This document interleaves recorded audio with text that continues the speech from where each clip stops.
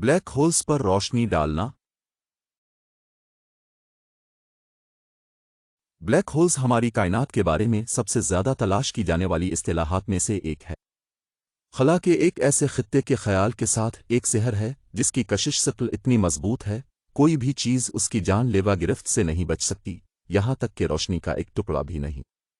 ठीक है, बिल्कुल नहीं। दरहकीकत हम जो सोचते हैं कि हम ब्लैक होल्स के बारे में जानते हैं, इसमें से ज्यादातर खुराफात में से निकली है। अफसाना एक, तमाम ब्लैक होल्स सियाह हैं। जैसा कि इवेंट होराइजन टेलीस्कोप की इस तस्वीर ने जाहिर किया है कि ब्लैक होल के वाक़या उफ़ुक़ के करीब रोशनी का पता लगाया जा सकता है।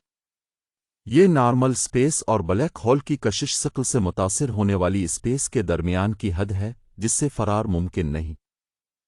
इस रोशनी का कुछ हिस्सा ब्लैक होल की एक्रेशन डिस्क से आता है, एक फ्लैट पेनकेक नुमा ढांचा जो धूल, गैस और दीगर मलबे पर मुश्तमिल है।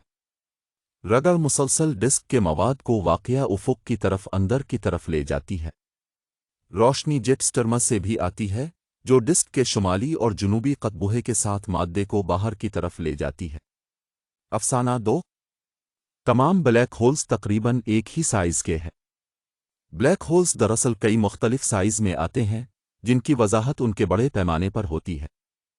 छोटे ब्लैक होल्स आमतौर पर सितारे के निस्बतन मुख्तसर और पुरतशद्दुद खात्मे का नतीजा होते हैं। हालिया काम से पता चलता है कि दरमियानी ब्लैक होल्स कुछ फ़आल कहकशाओं के मरकज़े में पाए जाते हैं। दूसरी तरफ सुपरमासिव ब्लैक होल्स तकरीबन हर कहकशा के मरकज़ में पाए जाते हैं। डॉक्टर डैन एवंस, नासा के हेडक्वार्टर के माहिर फल्कियाती तबीयात कहते हैं, सुपरमासिव ब्लैक होल्स के आगाज़ और उनकी मुतल्लिका कहकशा के आगाज़ के दरमियान बराह रास्त ताल्लुक़ है। इससे पुख्ता तौर पर पता चलता है कि दोनों एक ही वक्त में पैदा हुए और अरबों सालों में आहिस्ता आहिस्ता एक साथ साइज़ में बढ़े। अफसाना तीन, अगर आप किसी ब्लैक होल के चंद हज़ार मील के अंदर पहुंच जाएं तो उसकी सुपर ग्रेविटी आपको अपने मरकज़ में खींच लेगी। ये पता चलता है आप हैरत अंगेज़ तौर पर ब्लैक होल के करीब जा सकते हैं। मिसाल के तौर पर, अगर आप किसी ब्लैक होल तक पहुंचते हैं जिसकी कमियत हमारे सूरज के बराबर है, तो आप दसियों मील के करीब पहुंच सकते हैं।